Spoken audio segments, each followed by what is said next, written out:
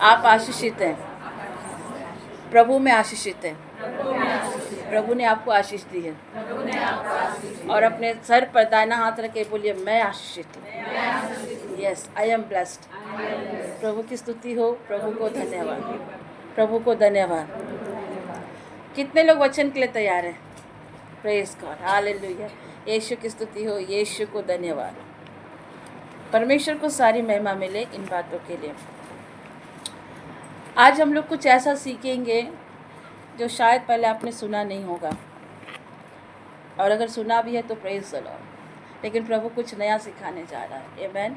यीशु की स्तुति हो, यीशु को धन्यवाद। कई बार हमारे जीवन में अनदेखे बॉन्डेजेस आ जाते हैं, अनदेखी बाधाएं, अनदेखे मतलब हमें पता भी नहीं चलता है, और हम उस बाधाओं में फंस जाते हैं, उस बंधनों में फंस जाते हैं। और कई बार आत्मिक बंधन भी हमारे लाइफ में आ जाते हैं, हमें पता नहीं चलता है कि कैसे उन बाधाओं में हम फंस जाते हैं, कैसे उस बॉन्डेजेस में फंस जाते हैं, और उस बॉन्डेज में फंसने के चलते हमारा आत्मिक लाइफ किस तरह से डिस्ट्रॉय हो जाता है। आत्मिक वादा, आत्मिक संबंध, दोनों चीज़ों को समझने की आवश्यकता है। हालेलुया, यीशु की स्तुति हो, यीशु को धन्यवाद। ये आत्मिक संबंध आते कैसे हैं, और ये हम आत्मिक संबंध में अनदेखे बंधनों में कैसे फंस जाते हैं, कैसे इन चीज़ों में हम फंसते हैं, इसे भी आज हम जानेंगे।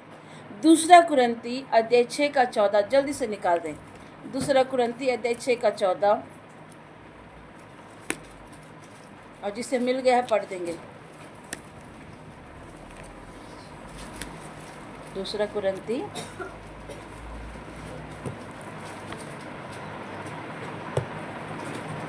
6 का 14। यस, विश्वासों के साथ असमान हुए में ना घुसो, क्योंकि धार्मिकता और अधर्म का क्या मेल जोल, क्या Yes. ज्योति और अंधकार की क्या संगति। ये ईश्वर की वाणी है, ईश्वर को धन्यवाद। क्या लिखता है यहाँ पर? 2 कुरिन्ती 6 के 14 में लिखता है, अविश्वासियों के साथ असमान जुए में न जूतो, क्योंकि धार्मिकता और अधर्म का क्या मेलजोल, या ज्योति और अंधकार की क्या संगति। क्या अंधकार ज्योति के साथ रह सकता है? नहीं रह सकता है। रह सकता है? नहीं रह सकता। क्या हम अंधकार में रह सकते? नहीं रह सकते। क्यों? क्योंकि प्रभु ने हमें अंधकार से उजाला में ले आया, और हमारा परमेश्वर क्या है? जगत की ज्योति है, वो एक लाइट है। हालेलुया, यीशु की स्तुति हो, यीशु को धन्यवाद। दैट मीन्स परमेश्वर क्या कह रहा? असमान हल में जुए मत जूतो। जब हम असमान हल में जुए जूते हैं तो उधर से भी बॉन्डेज आते हैं, उधर से भी बंधन आते हैं। और एजकल 16 अध्याय के 4 से 8 में लिखा है कि उसमें हमें पता चलता है कि आत्मिक व्यभिचार, कैसे हम आत्मिक व्यभिचार में पड़ जाते हैं। 2 कुरिन्ती 6:14 में बताया कि असमान हल में जब हम जुए जूते हैं तो हम बॉन्डेजेस में पड़ जाते हैं। और एजकल 16 का 4 से 8 में हमें बताया कि आत्मिक व्यभिचार मतलब संसारिक व्यभिचार है तो आत्मिक व्यभिचार भी है। ऐसा नहीं है कि हम सिर्फ दुनिया में व्यभिचार करें, नो, इस आत्मिक व्यभिचार भी है, इसको भी समझना है ना। और यशायाह नबी का ग्रंथ ठीक इसके अपोजिट एक बात कहता है 10 के 27 में, अभिषेक के कारण जुए टूटते हैं। बोले, अभिषेक के कारण मेरे बंधन, मेरे श्राप, हर चीज़ जो शैतान की ओर से आता है वो अभिषेक के कारण टूट जाता है। तो आत्मिक संबंध होते क्या हैं, इसको समझिए। आत्मिक संबंध होते क्या हैं? क्या गलत आत्मिक संबंध हमारे भावनात्मक शारीरिक संबंध जो दिखते नहीं हैं, लेकिन वो किसी व्यक्ति के द्वारा, बात को बड़े ध्यान से समझिएगा, ये बहुत हाई लेवल का प्रीचिंग है, लेकिन कोशिश कर रही हूँ कि आप लोग को समझा पाऊँ, ठीक है। ये पुराने विश्वासियों के लिए है, लेकिन कोशिश कर रही हूँ कि आप लोग भी इस बात को समझ पाओ। ओके, नहीं समझ में आएगा तो पूछ भी सकते हैं। भावनात्मक शारीरिक संबंध जो दिखते नहीं है, जो क्लोजनेस जो संबंध है ना, वो दिखते नहीं हैं। वो आते कैसे हैं? किसी व्यक्ति के द्वारा, किसी स्थान के द्वारा, किसी वस्तु के द्वारा। ये जो बॉन्डेजेस आते हैं कैसे आते हैं? किसी व्यक्ति के द्वारा, किसी स्थान के द्वारा, या किसी वस्तु के द्वारा। और ये क्या करते पता है, ये हमारे जीवन पर ना अप्राकृतिक रूप से, मतलब अप्राकृतिक को इंग्लिश में क्या बोलेंगे सिस्टर सिल्वी, सिंथिया क्या बोलेंगे उसको, अननेचुरल। ओके, अननेचुरल तरीके से वो हमारे लाइफ को क्या करते हैं, कंट्रोल करते हैं। अननेचुरल तरीके से, किसी भी तरीके से वो क्या करेंगे, कंट्रोल करते हैं। तो वो यहाँ पर समझना है कि किस तरह से ये चीज़ें किसी व्यक्ति के द्वारा, किसी स्थान के द्वारा, किसी वस्तु के द्वारा, ये आत्मिक संबंध, ये जो बॉन्डेजेस हैं, जो ये आते कैसे हैं। फर्स्ट एक ह्यूमन के द्वारा, दूसरा प्लेस के द्वारा, तीसरा वस्तु के द्वारा आते हैं, है ना।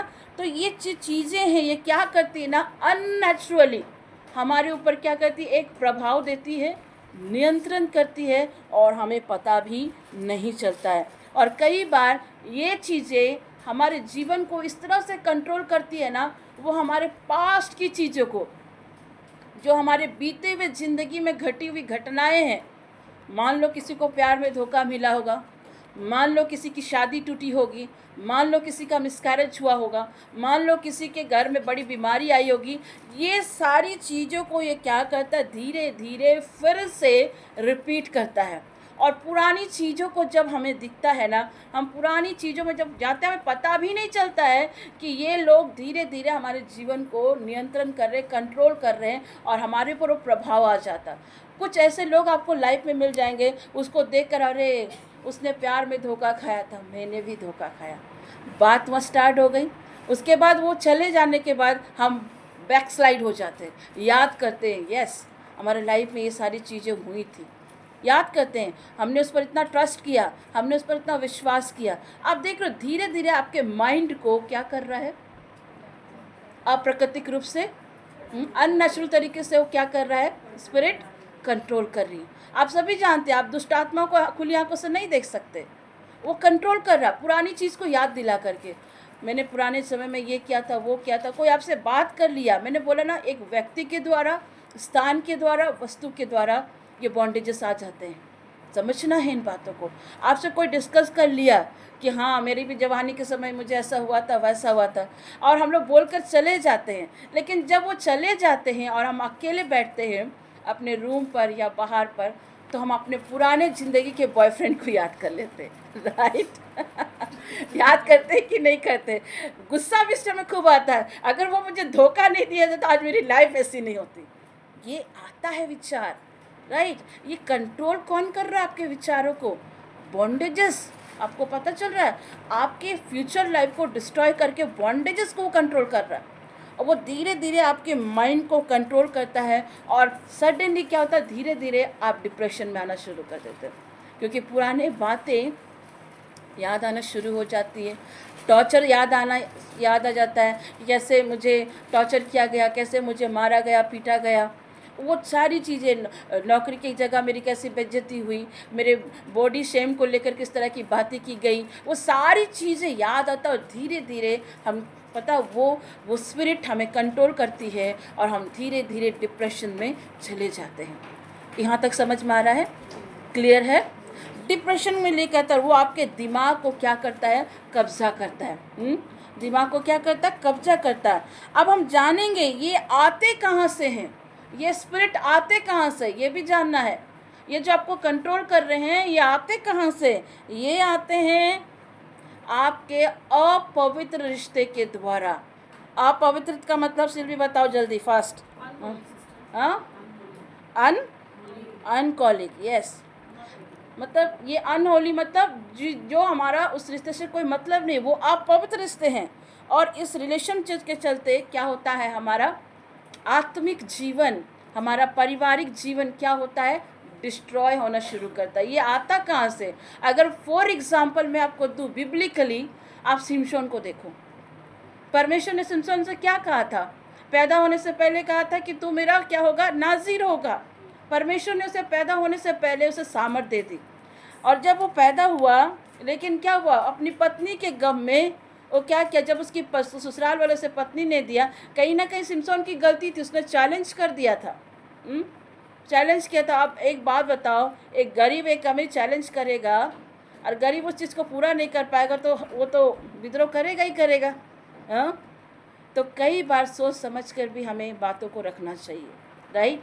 कभी भी मुंह फट होकर नहीं बोलना चाहिए। कल का जूम सेशन में भाई उपेंद्र ने आपको बताया था ना कि पतरस मुंह फट थे, कुछ भी बोल देते थे, गुस्सैल व्यक्ति थे, लेकिन जब यीशु मसीह उनके जीवन में आया उसका जीवन चेंज हो गया।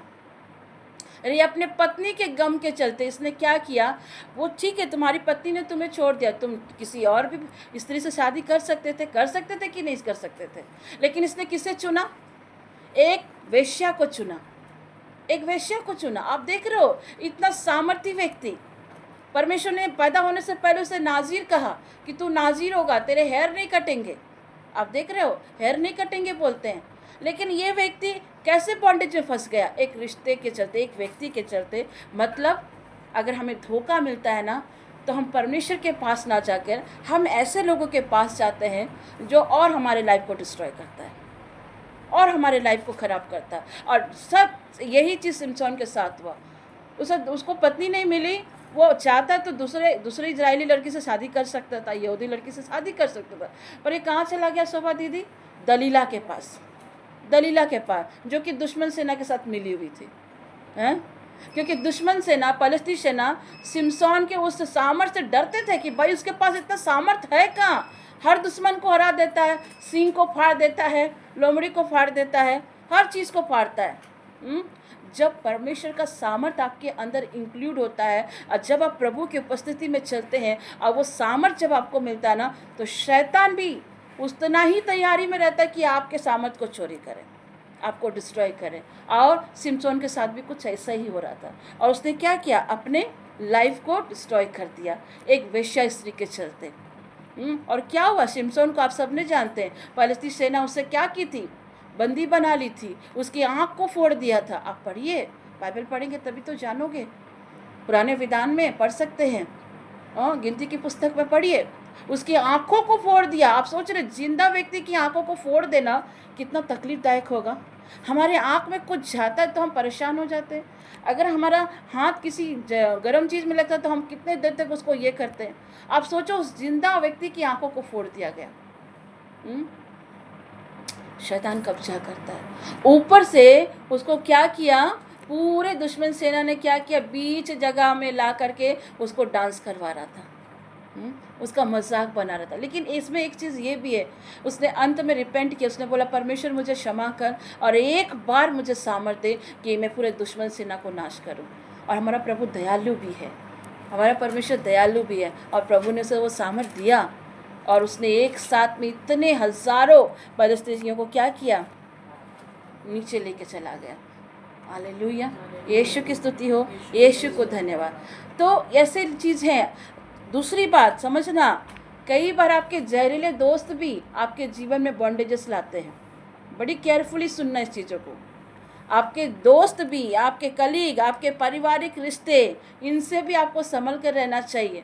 आपको दिखेंगे, आपसे मुंह में बहुत अच्छा बात करेंगे, आपको मुंह में बहुत अच्छा बात करेंगे, आपकी केयर टेकर करेंगे, बेटा तू अच्छा है, तू ये है, लेकिन अंदर की जो जहरीली स्पिरिट है ना, वो भी आपके जीवन को डिस्ट्रॉय करती है। हर मित्र सही नहीं होता है, मैं आपको बता रही, बिब्लिकली बता रही हूँ, उस चीज़ को समझिए। जहरीले दोस्त जो आपके सामने मुस्कान भरी बातें कहेंगे, आपको अच्छी अच्छी चीज़ से प्रोटेक्ट करेंगे, सब चीज़ करेंगे, लेकिन जैसे जैसे आप पढ़ाई के क्षेत्र में, नौकरी के क्षेत्र में, आत्मिकता के क्षेत्र में आप आगे बढ़ोगे, शी इज़ नॉट हैप्पी, वो खुश नहीं है, वो खुश नहीं रहते। आपके सामने अच्छा अच्छा बोलेंगे भाई तू अच्छा है, तू अच्छा, लेकिन अंदर से एक जलन की स्पिरिट काम करती है। इसलिए जहरीले दोस्तों से भी दूर रहिए, या फिर यूँ कहूँ कि अपने जीवन में यीशु को ही अपना मित्र बना लो। यीशु से अच्छा कोई दोस्त नहीं होता है। मेरे उतने कोई दोस्त नहीं है, मैं आपको सच बता रही हूँ। School life, college life, medical life, मैं स्कूल लाइफ बोलो, मेरे कॉलेज लाइफ बोलो, मेरा मेडिकल लाइफ बोलो, मैं मेडिकल स्टडी से भी की हूँ, मैंने किसी को ज़्यादा दोस्त नहीं बनाया, किसी को नहीं बनाया। और मैंने एक अपने लाइफ में, अपने जब मैं प्रभु की सेवा में आगे बढ़ी, मैंने एक डिस्टेंस मेंटेन को रखा है। कोई मेरे इस सीमा से अधिक पार नहीं आ सकता, क्योंकि प्रभु अगर मुझे उस जगह पर रखा है तो मुझे हर चीज़ को मेंटेन करने की आवश्यकता है। और यही चीज़ मैं आप लोग को भी सिखाती हूँ, अपने लाइफ में एक डिस्टेंस रखिए ताकि आपका लाइफ का कोई मजाक ना बना पाए, कोई मजाक ना बना पाए। अपने लाइफ में एक लाइन खींचिए, ज़रूर से सबको जय यीशु बोलो, प्रेज द लॉर्ड बोलो, जय मसीह की बोलो, यीशु साई बोलो, सब कुछ बोलो, लेकिन अपने पर्सनली चीज़ को प्रभु के लोग जो विश्वासी है, जो प्रभु के दास दासी, उन्हीं से शेयर कीजिए, हर किसी से शेयर मत कीजिए। वो आपके लाइफ का मजाक बना देंगे, मैं आपको बता रही हूँ। और कई बार पारिवारिक रिश्ते भी क्या होते हैं ना, हमारे लाइफ को डिस्ट्रॉय करते हैं। पारिवारिक रिश्ते, इन लॉज का भी हाथ होता है, देवर देवरानी जेठानी ननद, इन लोग का भी हाथ होता है, मैं आपको बता रही हूँ। मैंने कई एक परिवार में देखा, अगर बहू दहेज लेकर नहीं आई है तो बस उस बहू को टॉर्चर पे टॉर्चर किया जा रहा है। क्रिश्चियन फैमिलीज में भी देखा है मैंने, ना केवल हिंदू फैमिलीज में, क्रिश्चियन फैमिली में भी देखा है। बहुत सारे रिश्तेदार भी आपके सही नहीं होते हैं। आप तरक्की में आगे बढ़ो, आपके रिश्तेदार आपको पसंद नहीं करेंगे, नहीं पसंद करेंगे, और कुछ ना कुछ बॉन्डेजेस लाइफ में भेजेंगे। मैंने ऐसे फैमिलीज़ को देखा है, अगर आप तरक्की कर रहे हैं ना, उसके तरक्की को डिस्ट्रॉय करने के लिए यहाँ चले गए, मौलवी के पास चले गए, तो कहाँ ओझा गुनी के पास चले गए। और कई फैमिलीज तो चाहते ही नहीं कि उसके घर के बहू के बच्चे हों। कई एक फैमिली तो चाहते ही नहीं है कि उसका आगे का जनरेशन बढ़े, क्योंकि अगर भाई मेरा भाई का बच्चा आ गया तो मेरे बच्चे का क्या होगा। हाँ, आते हैं, मेरे बच्चे का क्या होगा, मेरी फैमिली का क्या होगा, हाँ, हिस्सा मिलेगा कि नहीं मिलेगा। ये चीज़ें आती हैं। ये पारिवारिक रिश्ते भी बहुत संभल कर चलने चाहिए। ये बॉन्डेजेस है, डियर पीपल ऑफ गॉड, समझने की कोशिश करना, ये बंधनों को समझने की कोशिश करना। इससे अच्छा क्या है कि आप प्रभु को अपना दोस्त बनाएं। प्रभु से अच्छा कोई मित्र नहीं। उसने कहा मैं तेरा सच्चा मित्र हूँ, कहा है कि नहीं यौना में। वो आपका सच्चा मित्र है, वो सच्ची दाखलता है, वो आपके संग और साथ रहता है। संकट के समय कोई व्यक्ति आपको पहले नहीं मिलेगा, लेकिन संकट के समय में सबसे पहले कौन मिलेगा? प्रभु यीशु मसीह मिलेगा।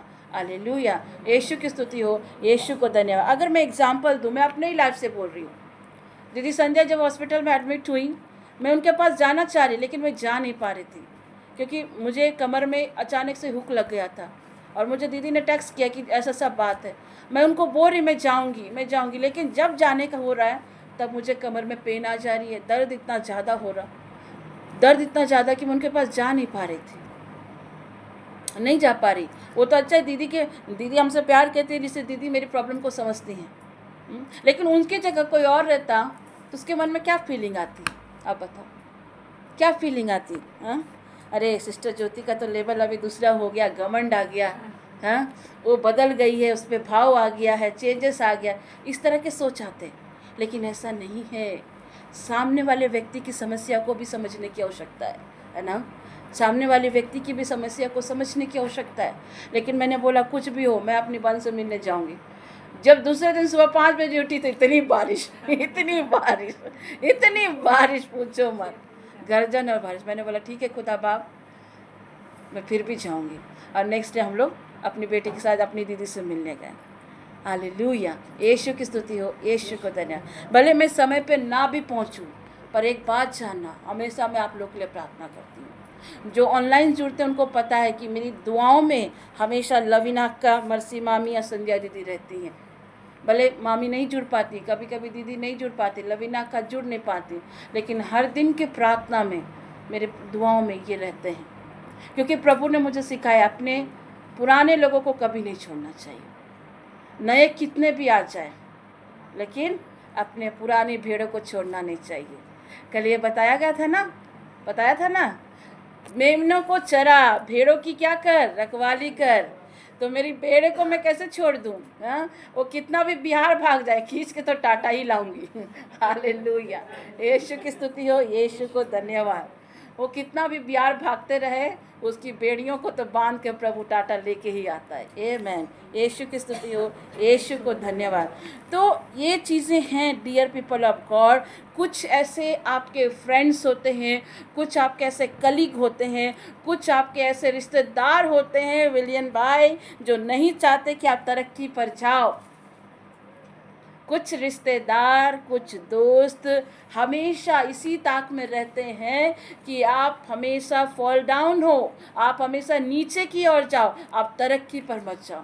और जब आप नीचे पर जाते हैं तो उनको बहुत खुशी मिलती है, लेकिन जहाँ आप तरक्की के लेवल पर चढ़ते हो उनका मुंह बन जाता है, not happy, this is not happy. ये है बॉन्डेजेस, ये है बंधन। तो कई बार ऐसी वाचा मत बांधना, ऐसे वाचाओं को मत बांधना जो कि आत्मा में या लहू में बनते हैं, है ना। ऐसी वाचा जिसे आप आत्मा में और लहू में बांध देते हैं, तो इस तरह की वाचाओं को आप मत बांधना। ऐसे आत्मा का ऐसे अटैचमेंट का रहना, मतलब क्या कहूँगी, ऐसे स्पिरिट के साथ अटैचमेंट मत रहना जो लोगों को क्षमा नहीं कर पाती है। ये दुष्ट आत्मा है जो क्षमा नहीं करवाती है। तो ऐसे स्पिरिट के और ऐसे लोगों की संगति में मत रहना जो क्षमा नहीं करती है, जो लोगों को प्यार नहीं करती, जो लोगों के जीवन में कड़वाहट को घोलती है, नफरत को घोलती है। ऐसे लोगों की संगति में मत रहना, क्योंकि हम और आप क्या हैं, मसीह हैं, क्रिश्चियन हैं। और हमारा पहला साइन क्या है, प्रभु ने हमें क्या कहा है, अपने लोगों को क्या कर, अपने शत्रुओं को क्या कर, क्षमा कर। प्रभु ने यही कहा था ना। पतरस ने पूछा, प्रभु मैं अपने भाई को कितनी बार माफ़ करूं? प्रभु ने क्या बोला, 7 के 70 गुना। लेकिन आज हम 7 बार भी माफ़ नहीं कर पाते हैं। हाँ, जहाँ मैंने 2 हफ्ता पहले एक बात कही थी, एक प्रभु के दास ने ये बात कही थी, आज फिर मैं इसे रिपीट कर रही हूँ। बचपन में भाई बहन छोटे छोटे रहते हैं, लड़ते झगड़ते हैं, एक ही जगह मिलते हैं। हाँ, थोड़ा सा लड़ रहे थे, मेरा बेटा और मेरी बेटी को देख लो, मैं आपको सच बता रही हूँ। अनीता आंटी के लिए लड़ लेते हैं, ठीक है। हाँ, आंटी आएगी तो खाली मुझे देगी, लड़ लेते हैं, ठीक है। लेकिन थोड़ी देर बाद फिर मिल जाते हैं। जब हम बचपन में रहते हैं ना, हम भाई बहन लड़ते हैं, लेकिन बाद में फिर एक हो जाते हैं, होते हैं कि नहीं होते हैं। लेकिन यही चीज़ जब हम जवानी में बड़े हो जाते हैं, हमारी शादी हो जाती है और हमारे भाई बहन से थोड़ी सी लड़ाई या मन मुटाव हो जाते हैं, तो हम फिर उसके बाद कहाँ मिलते हैं, डायरेक्ट कब्रिस्तान में, मिलते हैं। बात समझ रहे हो। जब छोटे में रहते हैं, लड़ते हैं, झगड़ते हैं, लेकिन फिर हम एक ही हो जाते हैं, एक ही बेड को शेयर करते हैं, एक ही खाना को शेयर करते हैं, कपड़ों को शेयर करते हैं, सब कुछ करते हैं। लेकिन जैसे हम बड़े हो जाते हैं, हमारा बड़ा भाई या हम ही कभी कुछ ऐसी बातें बोल जाते हैं, तो हम मन मुटाव कर लेते हैं, कई सालों तक बात नहीं करेंगे, अपने बच्चों को भी बात करने नहीं देंगे। और जब हमारा भाई या बहन प्रभु में सो जाता है, तब हम कब्र में जाकर उसे मिट्टी दे के आते हैं। क्या फ़ायदा। आप देख रहे हो कितनी दुख की बात है। आप छोटे में रहते तो आप एक साथ रहते हो, लेकिन जब थोड़ा सा मन मुटाव हो जाता है तो रिश्ता को ख़त्म ही कर देते हो यार।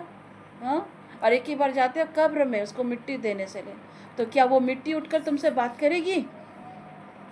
बड़ी गहराई की बातें हैं, मैं आपको बता रही हूँ, बड़ी गहराई की बातें। क्या मिट्टी उठकर बात करेगी अन्नी? मुझे बता दो। समय रिश्ते रहते अपने रिश्तों को भी सही करें, माफ़ करना सीखें। गलाती की पुस्तक में लिखता है, क्रोध तो करो, लेकिन शाम होते होते अपने उस क्रोध को क्या करो, माफ़ कर दो। क्योंकि आप अगर उस क्रोध को लेकर बैठे रहेंगे, डियर पीपल ऑफ गॉड, शैतान काम करेगा और आपके जीवन में धीरे धीरे धीरे धीरे वो दरार आना प्रारंभ करेगा। तो ऐसा ना करें। मैंने बहुत से ऐसे फैमिलियों को देखा है, बचपन में अच्छे से बड़े बड़े हुए, और जहाँ थोड़ा सा भाभी आ गया या दामाद आ गया, कुछ ऐसी चीज़ें हुई, बस तुझे मायके नहीं जाना है, तुझे ससुराल नहीं जाना है। आप होते कौन है जी भाई बहन को अलग करने वाले? आप होते कौन है? जब एक माँ अपने पेट में 2 बच्चों को पाल सकती है, तो क्या हम एडजस्ट नहीं कर सकते हैं? हाँ, कितना तकलीफ़ लगता है ना। पता है, आप अपने भाई को नहीं बोल सकते, लेकिन जब आपका भाई चला जाता है ना, तब आपको याद आता है, जैसा भी था मेरा भाई था। मैं एक चीज़ आपको बता रही हूँ, मेरे पापा लोग 7 भाई हैं और उनकी एक ही बहन है। अभी मेरे फुआ भी प्रभु में सो गई हैं। मेरे मेरे पापा मेरी फुआ की जब भी लड़ाई हो जाती थी, अनबन होती थी, जब बड़े में भी मैंने देखा, मेरी फुआ घर के 4 चक्कर लगाती थी, वॉकिंग के 4 चक्कर लगाती थी और ऐसे झांक झांक के मेरे पापा को देखती थी। और वो उस समय बात नहीं करती थी, हम लोग को ला के अपने बगान से कभी साग तो कभी कुछ सब्जी, और बोलती तेरे पापा को बना के खिलाना। एक भाई बहन का प्यार दिखता है, लेकिन आज वो प्यार ख़त्म हो चुका है। आप देख रहे हो, जहाँ लड़ाई हो जाती है तो सब कुछ ख़त्म, और डायरेक्ट कहाँ मिलते हैं सिल्वी? कब्रिस्तान में। हाँ, आप देख रहे हैं, बड़ी दुख की बात है। तो ऐसे सोल, ऐसे स्पिरिट के अंदर में मत रहिए जो क्षमा नहीं करती। ऐसे लोगों की संगति में मत रहिए जो आपको भड़काते हैं, जो आपके अंदर में नफ़रत के बीज बोते हैं, जो आपके अंदर में जलन के बीज को बोते हैं। कृपया ऐसी आत्माओं वाले व्यक्तियों के साथ में थोड़ा डिस्टेंस मेंटेन कीजिए, डिस्टेंस मेंटेन कीजिए। वो आपके लाइफ को डिस्ट्रॉय करेगा, आत्मिक जीवन को डिस्ट्रॉय करेगा, है ना। तो इन सारे ऐसे स्पिरिटों के साथ भी आपको डिस्टेंस मेंटेन करने की आवश्यकता है। और अगर ऐसी चीज़ें हैं तो आज प्रभु से प्रार्थना करिए, प्रभु ये स्पिरिट को मेरे जीवन से आप नाश करें, है ना। प्रार्थना करने की आवश्यकता है। इन 5वीं बात, दर्दनाक संबंध, जिससे आपको दर्द मिला है, जिससे आपको तकलीफ मिली है, और आप उसी दर्द में आप फंसे हुए हो, आप उसी दर्द में फंसे हो। मतलब ex boyfriend, ex girlfriend, ex husband, ex wife, उससे हमें धोखा मिला है, लेकिन फिर भी हम उसी के साथ अटैचमेंट में। ये स्पिरिट है, ये बॉन्डेजेस हैं। आपको उससे धोखा मिला, लेकिन फिर भी आप उसके साथ में क्या है? फंसे पड़े हुए। आपको अपने रिलेटिव से धोखा मिला, लेकिन फिर भी आप उससे अटैचमेंट में पड़े हुए हैं। आप जान रहे हैं कि वो सामने वाला रिश्तेदार मुझे बार बार ठोकर खिलाता है, बार बार मुझे नीचा दिखाता है, बार बार मेरी गलतियों को दिखाता है, लेकिन फिर भी हम बोलते अरे छोड़ो ना, अरे छोड़ो ना, रिश्तेदार में जाते नहीं। कुछ चीज़ों को समझना है। हाँ, आपका एक्स बॉयफ्रेंड आपको छोड़कर चला गया, एक्स गर्लफ्रेंड आपको छोड़कर चला गया, लेकिन आप अभी भी उसी दर्द में पड़े हुए हो। हाँ, आपका एक्स बॉयफ्रेंड कितनी सारी लड़कियों के साथ घूम रहा है, ऐश कर रहा है, आपकी गर्लफ्रेंड है कितनी सारों के साथ घूम रही, कितने के साथ ऐश कर रही, लेकिन आप फिर भी उसी दर्द में पड़े हुए हो, फिर भी उस दर्द में पड़े हो। मैं आपको बताती, हमारे एस्तर में एक बच्चा आता है, नाम नहीं लूँगी लेकिन कुछ लोग जान जाएंगे, उसे इतना समझाया, बेटा वहाँ से निकल, वो तुझे मिसयूज कर रही है, मिसयूज कर रही, वहाँ से निकल बच्चे, लेकिन उसे समझ ही नहीं आ रहा। मामी समझ गई होंगी। हाँ, वो निकलना ही नहीं चाहता है। वो बोलता हम मम्मी दीदी उसके लिए मैंने बहुत कुछ किया, दीदी मैंने उसे सब कुछ किया। ठीक है, आपने उसके लिए बहुत कुछ किया, लेकिन जब वो आपको अपनाना ही नहीं चाहती है, जब वो आपके साथ उस रिश्ते में जाना ही नहीं चाहती है, आपको मुंह पर कह रही है कि वो आपसे विवाह नहीं करेगी, आपके साथ नहीं रहना चाहती, तो क्यों ऐसे संबंधों में रहना? क्यों ऐसे संबंध में? ज़बरदस्ती प्यार मिलता है क्या? ज़बरदस्ती शादी करोगे तो उससे प्यार मिल जाएगा आपको? ज़बरदस्ती किसी को अपनाना बनाना चाहोगे तो बन जाएंगे हम? नहीं होता है। और जब वो चीज़ें हमसे दूर होती हैं, वो तो अपने लाइफ में आगे बढ़ जाते हैं, और यहाँ हम गम में सिंथिया आंसू बहाते रहते हैं, खाना नहीं खाते हैं, डिप्रेशन में चले जाते हैं। एक तो ट्रेंड चला था ना, मेरा बाबू ने खाना खाया। हाँ, ट्रेंड देखा था? हाँ, नहीं, बाबू ने बात नहीं किया मैं खाना नहीं खाऊंगा, और मस्त इधर खाया जा रहा है। हाँ, खाया जा रहा है।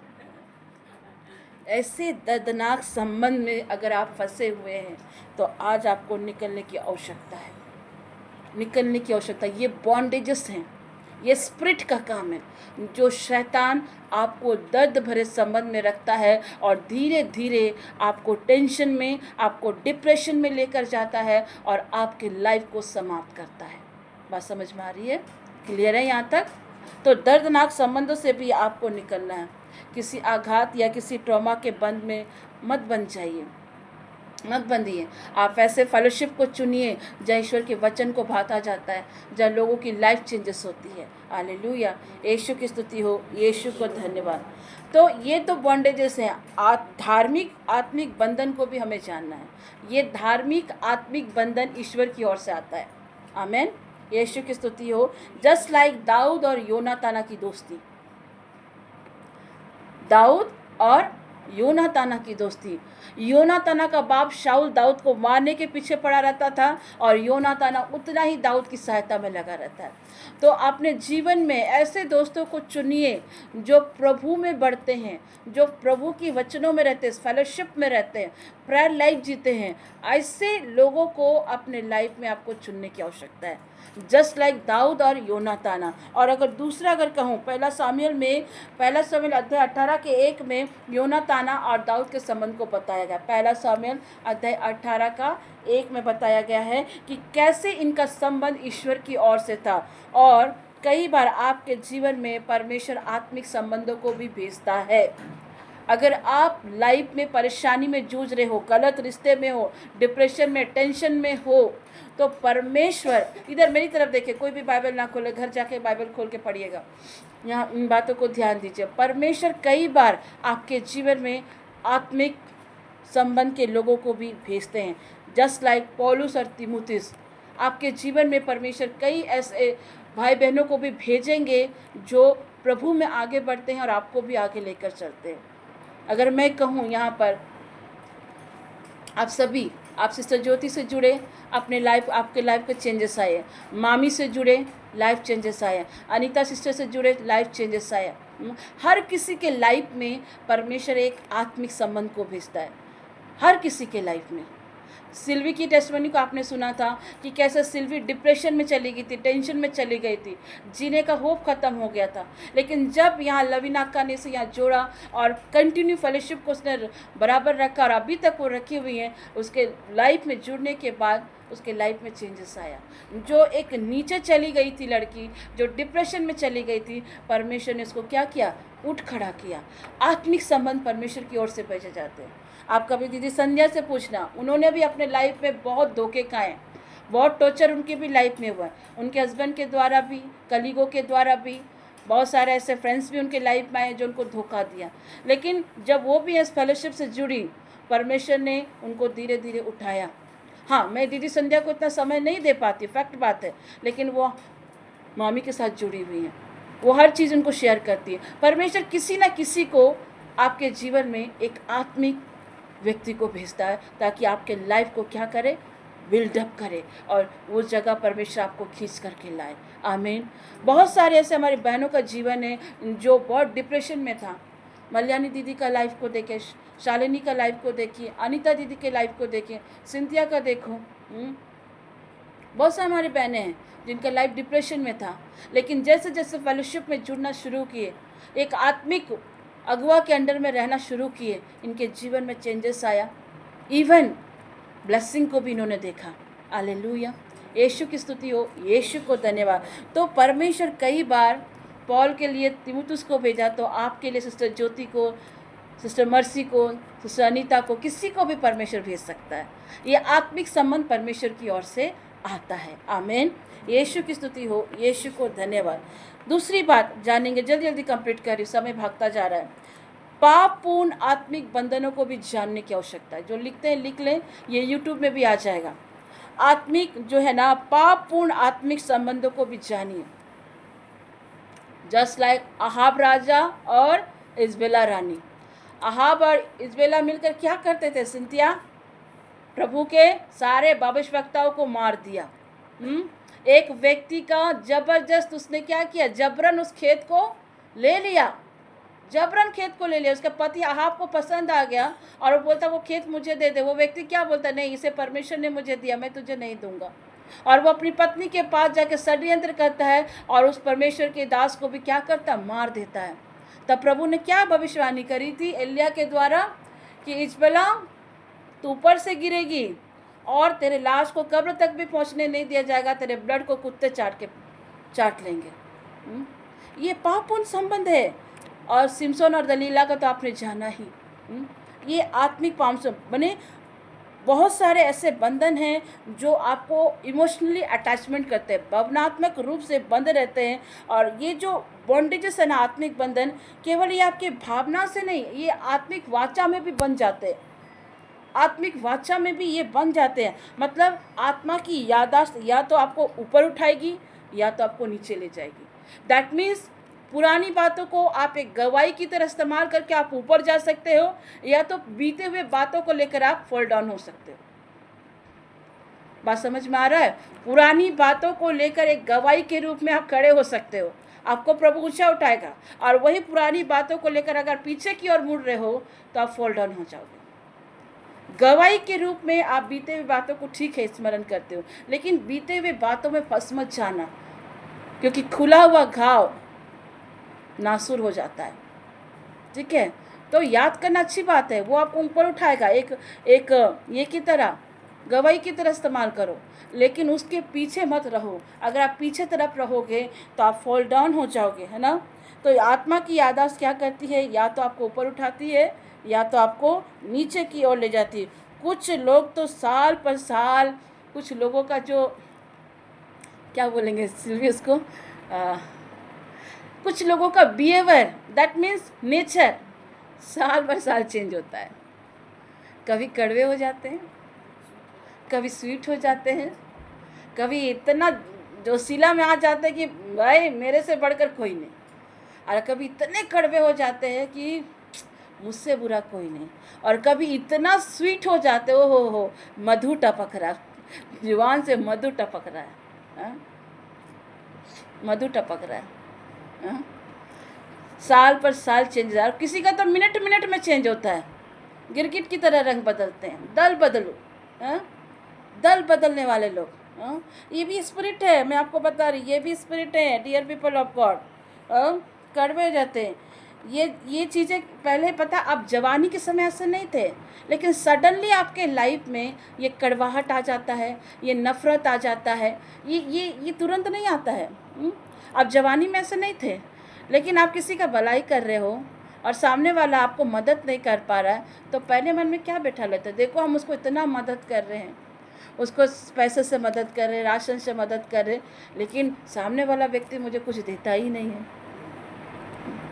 मैंने सिल्वी को इतना कुछ दिया, सिल्वी ने मुझे कुछ दिया ही नहीं है।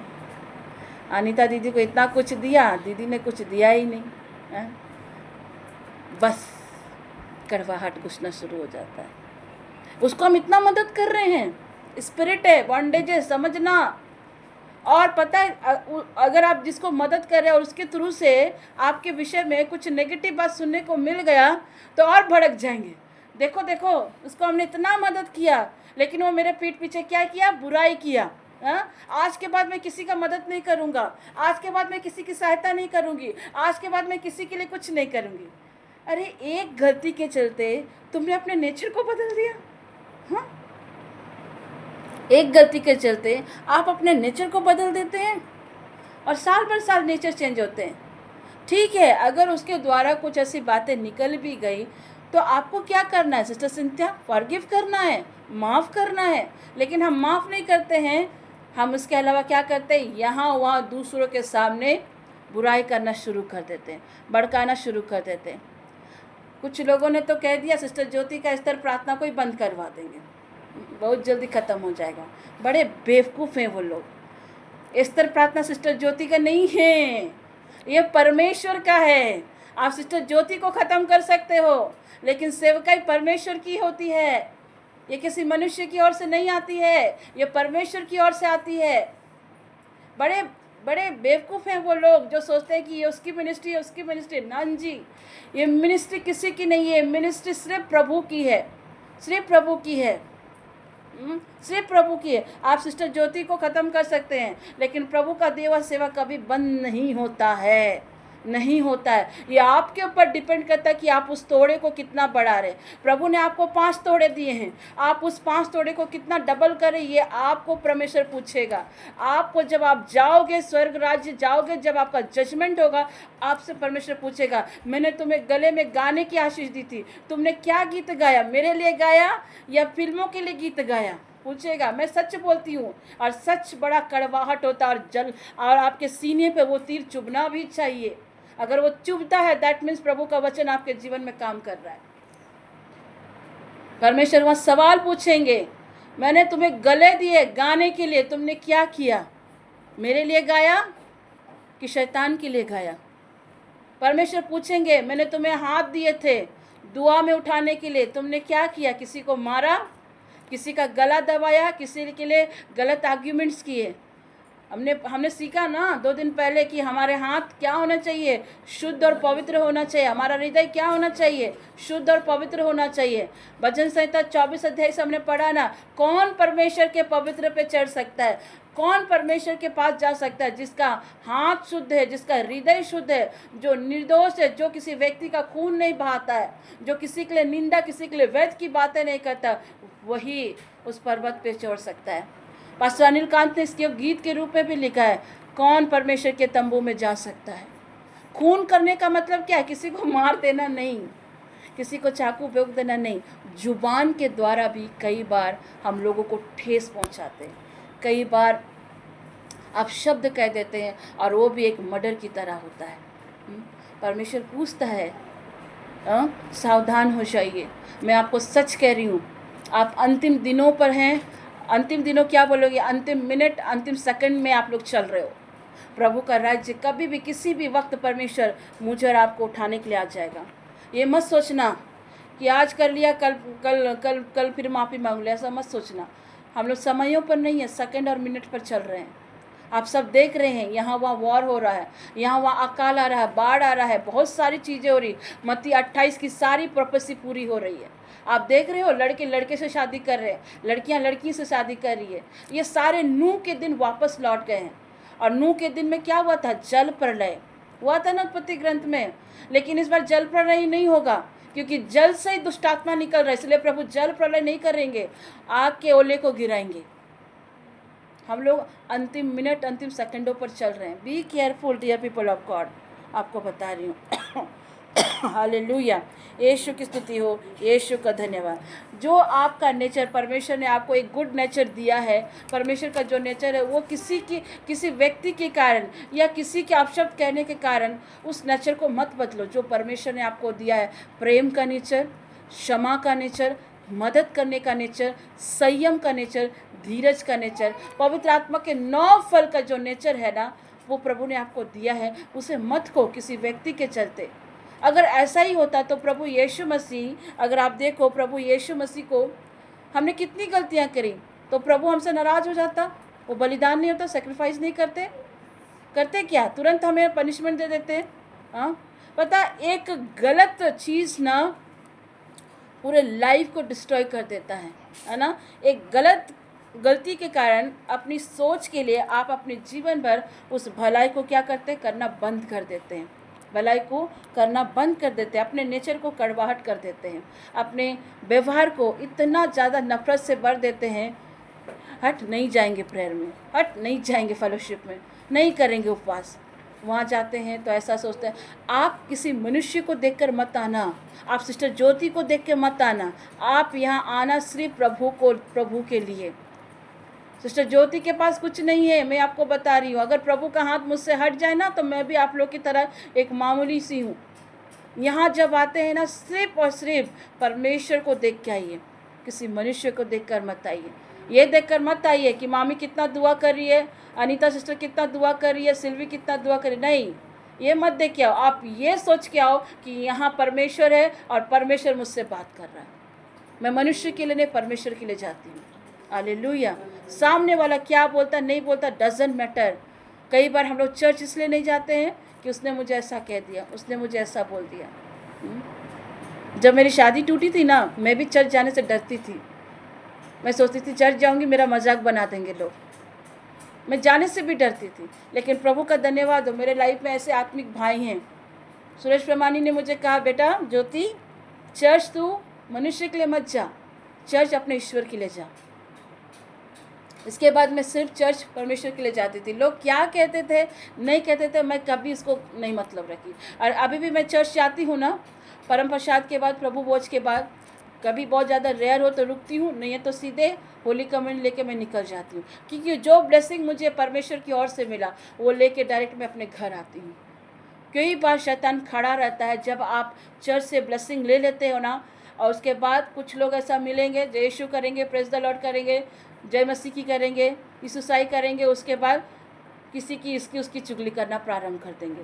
तब क्या होता है ना, जो ब्लेसिंग आपको मिली रहती है ना, वो बीज, वो आशीष शैतान चुरा के लेके चला जाता है। और आप चर्च से प्रभु के वचन को ना लेकर के क्या लेके आते हैं? लोगों की शिकायत को, लोगों की निंदा को। तो इन चीज़ों को समझिए dear people of God. Hallelujah, यीशु की स्तुति हो, यीशु का धन्यवाद। उत्पत्ति ग्रंथ अध्याय 34 में हम एक ऐसी घटना को देखते हैं जहाँ पर शेकेम ने, कोई खोले नहीं, यहाँ ध्यान दीजिए, शेकेम ने दीना के साथ क्या किया था? रेप किया था। शेकेम ने क्या किया था? याकूब की बेटी के साथ में रेप किया था। और रेप करने के बाद बाइबल बताती है कि उसका मन दीना के साथ लग गया। एक तो उसके साथ क्या किया? रेप कर दिया, और रेप करने के बाद उसका मन भी दीना के साथ लग गया। उत्पत्ति ग्रंथ अध्याय 34 में आप पढ़ सकते हैं। ठीक है, ये जो है ना, ये पाप था, लेकिन फिर भी एक प्रकार का संबंध में ला रहा है। रेप ये पाप है, सिन है, लेकिन वो रेप करने के बाद उस लड़की के प्रति मोह में आ गया। ये क्या एक संबंध है? ये बॉन्डेजेस हैं। और इसका नतीजा क्या हुआ था मालूम है? खून खराबा, पीढ़ी दर पीढ़ी लड़ाई झगड़े, पीढ़ी दर पीढ़ी श्राप, खून खराबा होते आया। आप पढ़ना उत्पत्ति ग्रंथ में घर जाकर आराम से। जब दीना के साथ ऐसा किया, याकूब के बेटों ने क्या किया? शादी कराएंगे बोल के सब कुछ प्रिपेयर कर दिया, और उसके बाद क्या? रात में पूरे शकेम के पूरे खानदान को मार दिया, तलवार से मार दिया। और उसका नतीजा क्या हुआ? पीढ़ी दर पीढ़ी ये लड़ाई चलती रह गई, श्राप चलता रह गया, है ना। देखो डियर पीपल ऑफ गॉड, अक्लमंद होना एक अच्छी बात है, लेकिन भला होना वो भी एक दूसरी बात है। अक्लमंद होना इट ओके, लेकिन अच्छा और भला होना भी ये दूसरी बात है।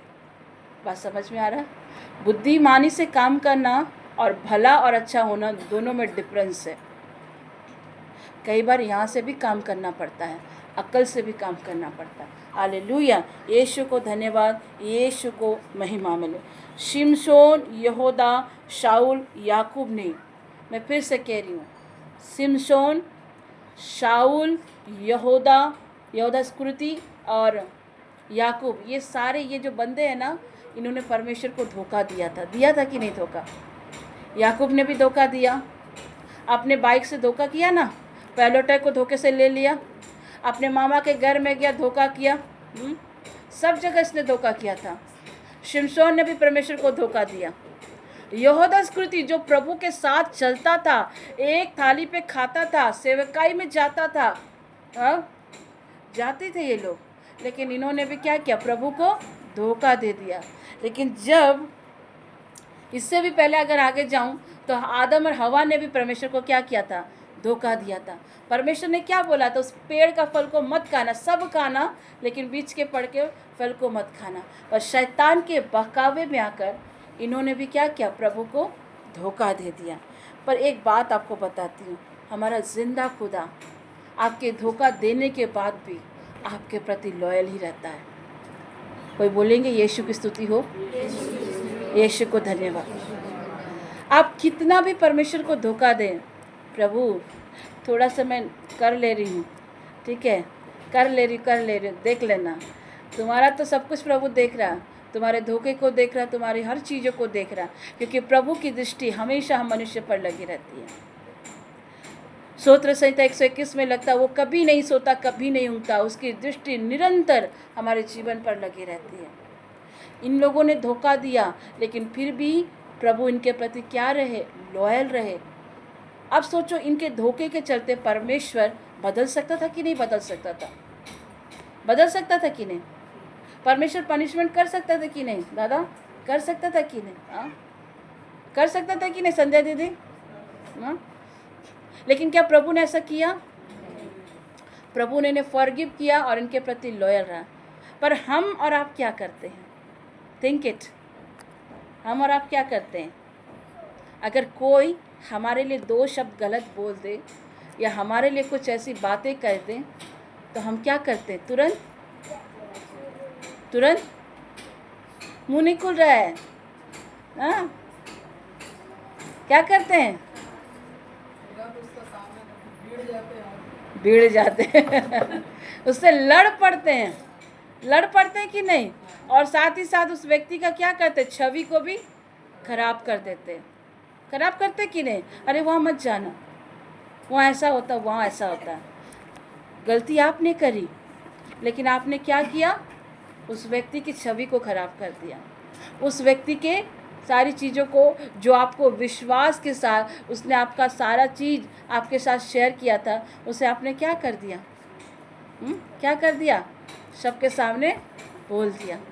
हाँ, बहुत सारे हमारे स्तर में ऐसे परिवार आए, ऐसे भाई बहन आए, बहुत सारी चीज़ें करके गए, लेकिन सिस्टर ज्योति आज भी वहीं खड़ी हैं, कल भी वहीं खड़ी हैं। क्यों खड़ी हैं? क्योंकि वो परमेश्वर के साथ ऑनेस्टी से चलती हैं। हालेलुया। बहुत सारे थपेड़े आएंगे, अगर आप प्रभु के साथ चलते हो सही से, परमेश्वर आपको टूटने नहीं देगा। चट्टान पर घर बनाओ, और आपका चट्टान कौन होना चाहिए? प्रभु यीशु मसीह। बालू पर घर ना बनावा, वो क्या हुई? ढा जाई। हाँ, बालू पे ना घर बनावा, गीत भी है, सादरी गीत, वो ढा जाई। चट्टान पर घर बनाना, जो चट्टान यीशु मसीह है। हालेलुया। बहुत सारे ऐसे लोग आएंगे डियर पीपल ऑफ गॉड। परमेश्वर बदला नहीं लेता, परमेश्वर हमारे अपराधों को क्षमा करता है और उस अपराधों की सुधि नहीं रखता है। तो जैसा परमेश्वर का नेचर है, वैसा नेचर हमें और आपको भी रखना चाहिए।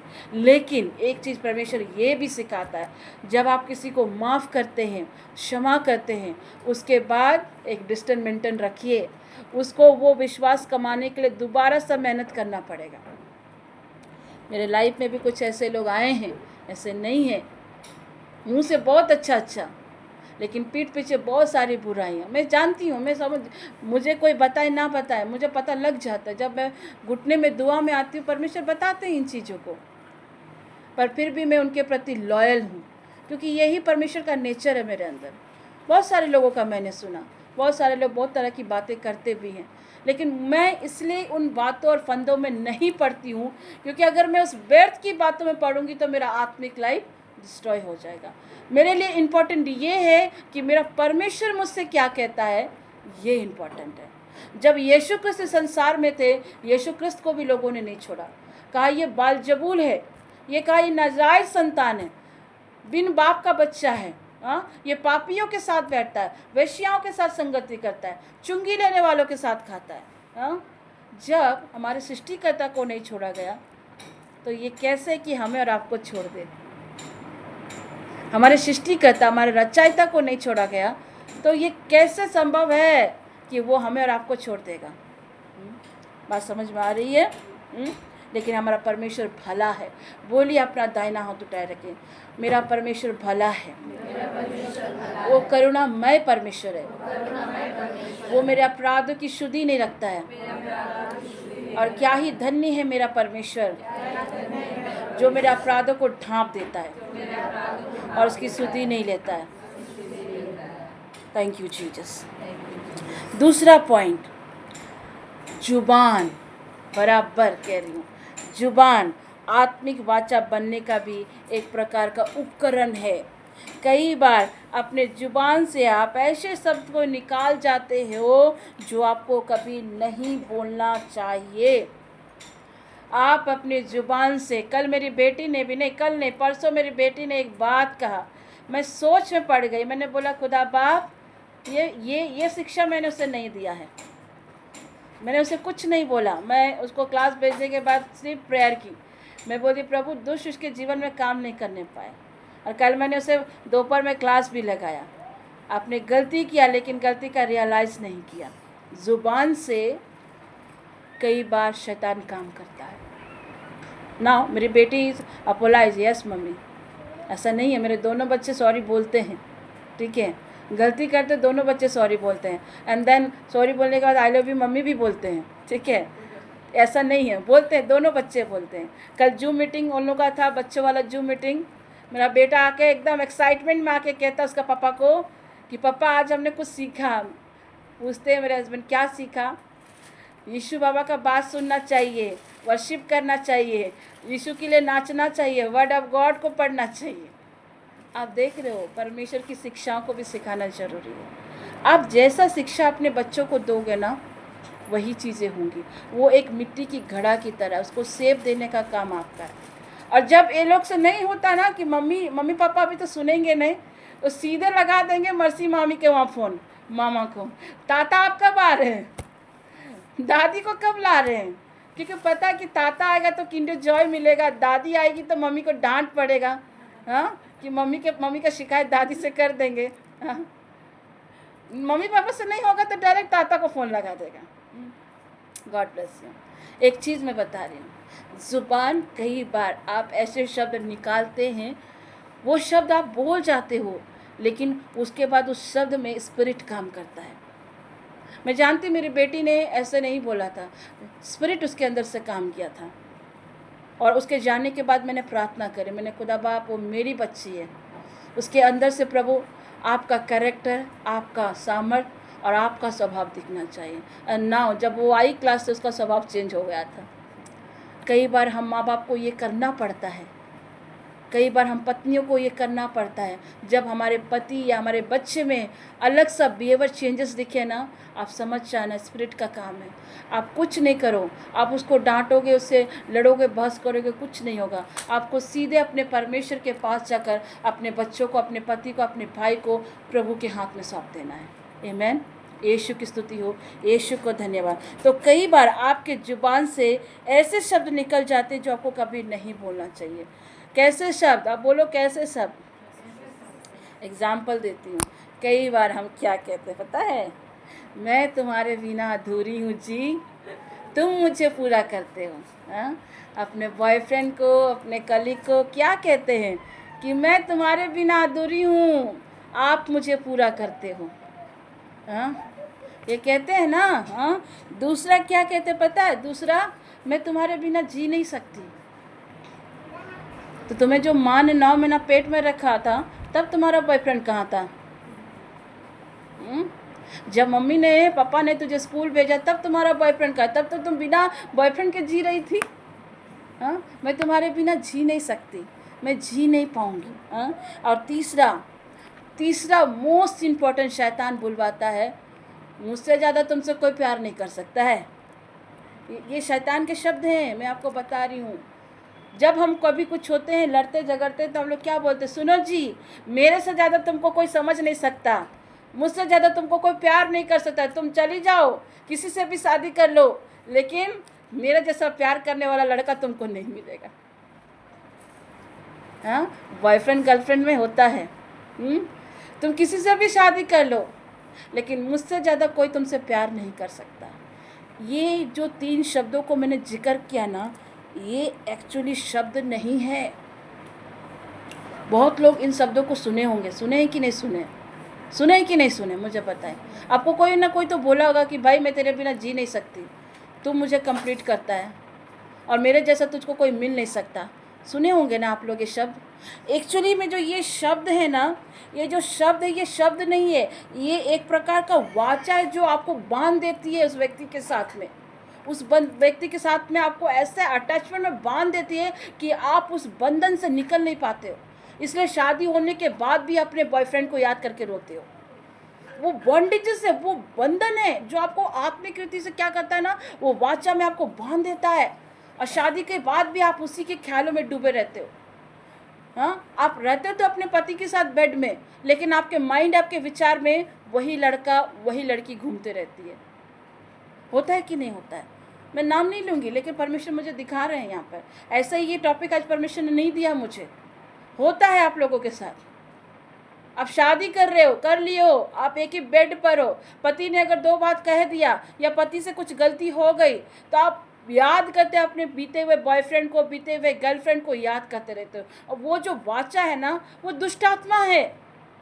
वो आपको क्या करती है? डिप्रेशन में ले जाती है, आपके लाइफ को डिस्ट्रॉय करती है, आपके वैवाहिक लाइफ को तोड़ देती है, और आपको धीरे धीरे आपका मन आपके पति के प्रति नफरत में बदल जाता है, अपने बच्चों के प्रति नफरत में बदल जाता है। अरे मैंने इतना अपने बच्चों के लिए किया, इतना अपने हस्बैंड के लिए किया, लेकिन मेरा कदर नहीं करते हैं। ये शब्द जो है ना, ये आत्मिक मंडल में आत्मिक वाचा को बांध देती है। दैट मीन्स वर्ड्स के द्वारा भी हम क्या करते हैं? आत्मिक समझौता को बांध लेते हैं। Be careful dear people of God, be careful. मरे हुए लोगों का भी संबंध को आज जानेंगे। कितने लोगों को मरे हुए लोगों का सपना आता है? आता है ना बहुत सारे लोगों को पता है। कुछ लोग ऐसा करते हैं ना, जब व्यक्ति जो मर जाते हैं, कुछ लोगों को मैंने देखा है क्या, दीदी संध्या को भी मैं लेके गई थी उनके घर पर, ठीक है, मैं नाम नहीं बता रही, लेकिन दीदी गई थी मेरे साथ। कई लोग क्या करते हैं पता है, आत्मिक जो लोग डेड हो जाते हैं ना, वे मरे हुए लोगों के कपड़े को पहन करके ऐसा फील करते हैं कि वो व्यक्ति मुझे छू रहा है। मैंने देखा है जी।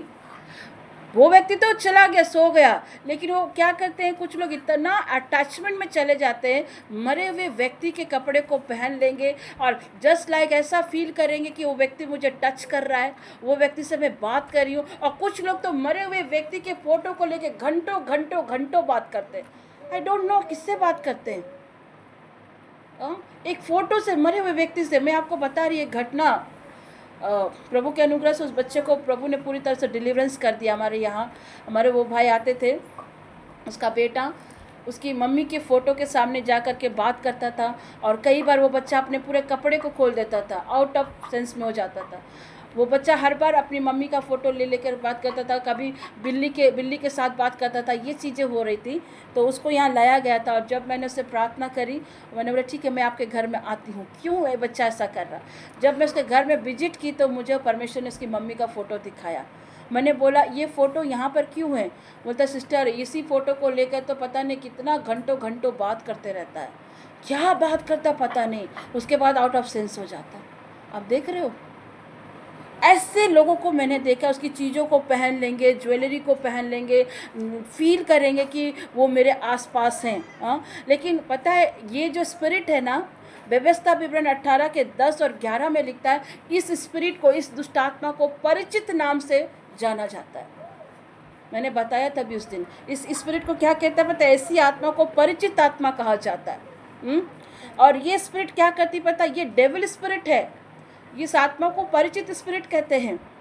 और ये जो दुष्ट आत्मा क्या करती पता है, ये क्या करती ना, हमारे मृतक जो हमारे भाई बहन, जो हमारे कलीग जो सो गए हैं प्रभु में, वो स्पिरिट क्या करती, जब देखता है कि सामने वाला व्यक्ति इसके फ़ोटो को लेकर इतना बात कर रहा है, उसके कपड़े को पहन को फील कर रहा है और उसके गहनों को पहन के फील कर रहा है, तब ये स्पिरिट क्या करती मालूम है, ये दुष्ट आत्मा उसका रूप धारण करके आपके पास आती है, आपके पास आती है। और आप लोग सोचते हैं वो हमारे दादाजी हैं, दादी जी हैं, नानी है, माँ पापा है। न जी, बाइबल में लिखा है कब्र में पड़ा हुआ व्यक्ति क्या धन्यवाद दे सकता है मामी?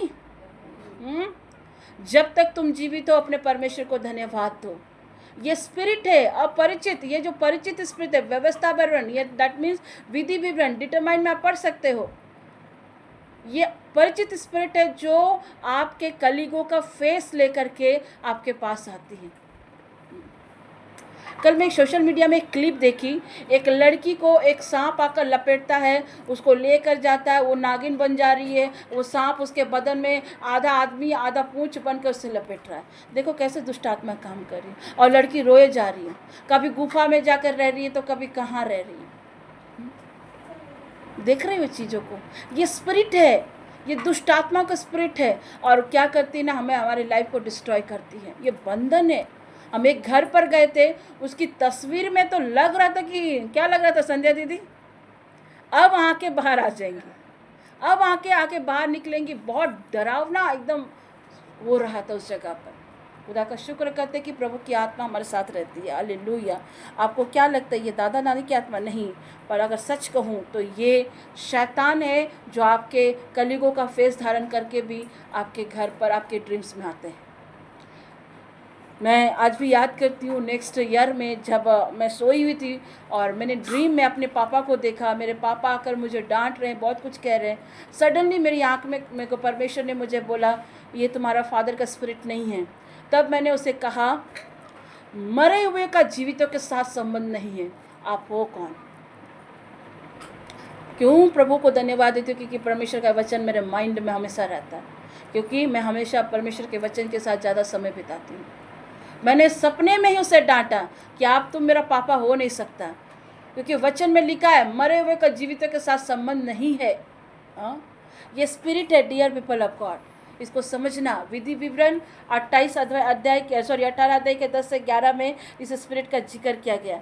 कई बार आत्मिक बंधन, आत्मिक संबंध जो है ये आपके ब्लड लाइन से, वंशावली से आती है या वंशानुगत होती है, जो बेड़ियां बनाती हैं। कई बार आपके जीवन में जो बॉन्डेजेस हैं वो आपके वंश से आती है, आपकी पीढ़ी से आती है, आपके ब्लड लाइन से आती है, और वो श्राप आपके जीवन में निरंतर निरंतर कार्य कर रहता है और आपको पता भी नहीं लगता। ये निर्गमन की पुस्तक अध्याय 20 के 5 में लिखा है, आपको बता रही हूँ। उसमें लिखा है, पिता की गलती का दंड उनके संतान और उनकी 3 पीढ़ियों तक लगाया जाता है।